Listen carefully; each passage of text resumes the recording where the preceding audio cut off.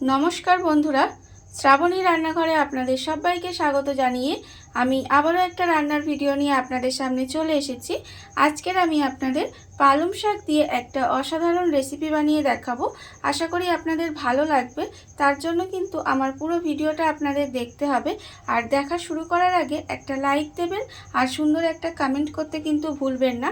ताहले चलुन एई पालং शाक दिये आजकेर आमी कि बानाई सेटा आपनारा एकबार देखे निन। पालং शाकेर रेसिपिटा बानानोर जोन्नो प्रथमे आमी देखुन एखाने पालং शाक निये नियेछि और पालং शाकटा किन्तु आमी एखाने एरकम छोटो छोटो करे केटे रेखेछि और केटे खूब भालोभाबे धुए परिष्कार करे नियेछि। एबारे आमी एकटा मिक्सिंग जार निये नियेछि। मिक्सिंग जारेर मধ্যে पालং शाकटा निये नेब। निये पालং शाकेर देखुन आमी किन्तु एखाने डाँटिगुलो निइनि, शुधुमात्र पातागुलो व्यवहार करेछि। सेई पातागुलो आमी मिक्सिर मধ্যে दिये देब, दिये एकटा पेस्ट बानिये नेब। पालং शाकटा आमी एखाने देखुन खूब भालोभाबे पेस्ट करे नियेछि। एइबारे आमी एई शाकटाके एकटा बाटी निये नियेछि और एकटा छाकुनी निये नियेछि। सेई छाकुनिर मধ্যে এইভাবে শাকটা দিয়ে কিন্তু আমাকে একটু ছেঁকে নিতে হবে। খুব ভালোভাবে এটা আমি ছেঁকে নেব। ছেঁকে যে পাতার যে রসটা আছে সেটা কিন্তু আমি বের করে নেব। এই পালং শাকটা দিয়ে কিন্তু আমি একটা টিফিন রেসিপি বানাচ্ছি যেটা কিন্তু হেলদি এবং টেস্টি। আর এটা কিন্তু বাচ্চারা দেখবেন অনেক সময় পালং শাক খেতে চায় না, তখন যদি আপনারা এইভাবে বানিয়ে দেন তাদের টিফিনে তারা কিন্তু খুব ভালোবেসে সেটা খেয়ে নেবে। এমনকি অনেক বড়রাও আছে দেখবেন পালং শাক খেতে চায় না, তাদেরও কিন্তু এইভাবে টিফিনে বানিয়ে দিতে পারেন অফিসের টিফিনে, তখন দেখবেন তারাও কিন্তু খেয়ে নেবে। এবারে শাকটাকে আমি ভালোভাবে ছেঁকে নেব। পালং শাকের রসটা আমার এখানে দেখুন বার করা হয়ে গেছে আর এই যে ছিবড়ে অংশটা আছে এটা কিন্তু আমি ফেলে দেব।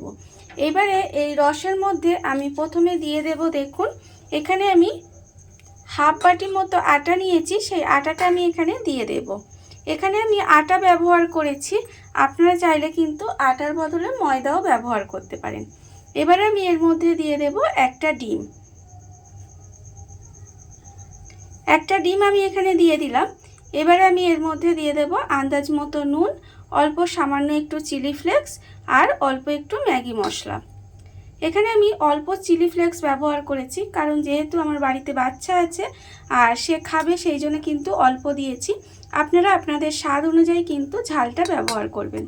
এবার সমস্ত কিছু এইভাবে খুব ভালোভাবে একটু মিশিয়ে নিতে হবে। সমস্ত কিছু আমার এখানে খুব ভালোভাবে মেশানো হয়ে গেছে। দেখুন ব্যাটারটা ঠিক কিন্তু আমার এরকম হয়েছে। এরকম হলে হবে না, আমি এর মধ্যে অল্প সামান্য একটু জল দেব, দিয়ে একটু পাতলা করে নেব। খুব বেশি কিন্তু পাতলা করব না, অল্প একটু জল দিলাম, দিয়ে এটা একটু পাতলা করে নিতে হবে। ব্যাটারটা আমার এখানে রেডি হয়ে গেছে। আমি ব্যাটারের ঘনত্বটা আপনাদের দেখাচ্ছি। দেখুন ঠিক এরকম কিন্তু ঘনত্বে রাখতে হবে। দেখুন এই রকম,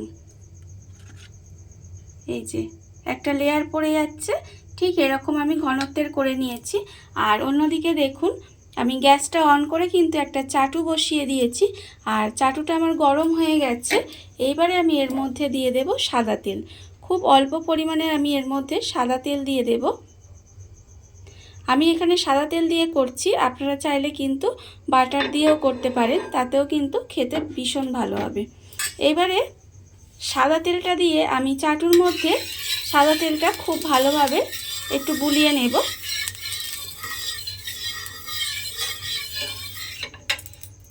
তেলটা আমি এখানে চাটুর গায়ে খুব ভালোভাবে লাগিয়ে নিয়েছি। এইবারে আমি এর মধ্যে যে ব্যাটারটা বানিয়ে রেখেছি সেই ব্যাটারটা থেকে অল্প অল্প দেব।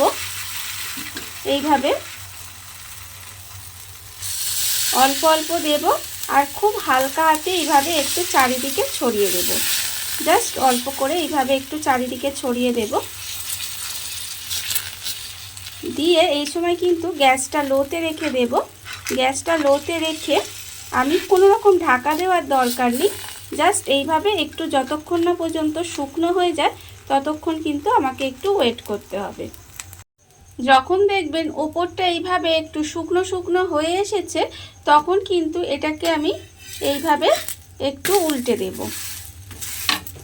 এইভাবে উল্টে দিয়ে আবারও কিন্তু আমি এর মধ্যে অল্প সামান্য একটু তেল দেব, খুব বেশি তেল দেওয়ার দরকার নেই, অল্প একটু তেল দেব, দিয়ে আবারও কিন্তু উল্টো পিঠটা একটু সময় নিয়ে এইভাবে একটু ভেজে নিতে হবে। এপিট ওপিট করে আমি দেখুন একটু লাল করে ভেজে নিয়েছি, ঠিক এরকম হয়েছে। আমার কিন্তু এটা রেডি হয়ে গেছে। এইবারে আমি এটাকে তুলে রেখে দেব। এটাকে আমি তুলে রেখে দিলাম। আর আবারও কিন্তু যখন বানাবো এর মধ্যে খুব অল্প পরিমাণের একটু তেল দেব। তেল দিয়ে আবারও কিন্তু তেলটাকে এইভাবে চাটুর গায়ে একটু লাগিয়ে নেব। লাগিয়ে নিয়ে তারপর কিন্তু আবারও আমি এর মধ্যে অল্প অল্প ব্যাটার দেব, দিয়ে এইভাবে কিন্তু আমাকে প্রত্যেকটা বানিয়ে নিতে হবে। দেখুন বন্ধুরা, বাড়িতে থাকা কত অল্প উপকরণ দিয়ে কত অল্প সময় কত সুন্দর একটা পালং শাকের রেসিপি বা পালং শাক দিয়ে টিফিনের রেসিপি যাই বলেন না কেন তৈরি হয়ে গেছে। আপনারা দেখতেই পেলেন। আর এটা কিন্তু খেতে ভীষণ ভীষণ ভালো হয়। আপনারা একবার হলেও বাড়িতে বানিয়ে দেখতে পারেন। আর আপনার বাড়িতে যদি বাচ্চা থাকে তাদেরও বানিয়ে দিতে পারেন, বা বড়রাও আপনারা বানিয়ে খেতে পারেন, খেতে কিন্তু ভীষণ ভালো লাগে। আর এই ভিডিওটা যদি আপনাদের ভালো লেগে থাকে, আপনারা যদি ফেসবুক থেকে দেখে থাকেন পেজটি ফলো করে দেওয়ার অনুরোধ রইল। আর যদি ইউটিউব থেকে দেখে থাকেন চ্যানেলটি সাবস্ক্রাইব করে নেওয়ার অনুরোধ রইল। তাহলে চলুন ভিডিওটা আমি এখানেই শেষ করছি। আপনারা সবাই ভালো থাকবেন, সুস্থ থাকবেন। আবারও হাজির হব নতুন কোনো রান্না নিয়ে।